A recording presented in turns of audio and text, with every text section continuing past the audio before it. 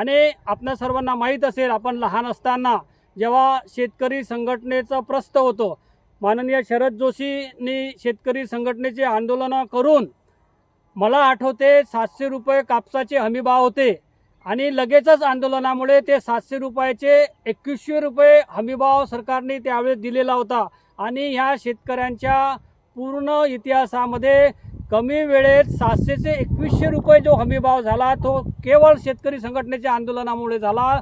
त्यानंतर संघटनेचं काम कमजोर झालं, म्हणून आता माननीय बच्चूभाऊंच्या नेतृत्वामध्ये एक फार मोठा दबाव गट महाराष्ट्रामध्ये तयार झालेला आहे। महाराष्ट्रातल्या जवळपास सगळ्या जिल्ह्यातून कानाकोपऱ्यातून हजारो 2000च्या वर ट्रॅक्टर नागपूरमध्ये आज पोहोचतील असा अंदाज आहे। म्हणून सर्व लोक आजूबाजूच्या परिसरातून नागपूरमध्ये येत आहे।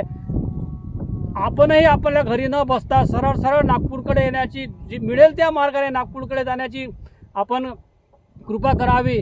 कारण कसं आहे की एकीचं बळ अत्यंत महत्त्वाचं असते।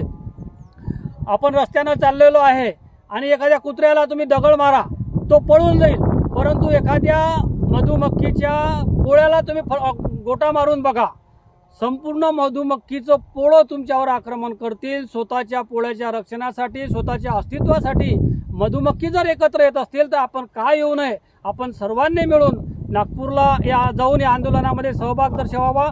बहुत बहुत धन्यवाद। जय जवान जय किसान।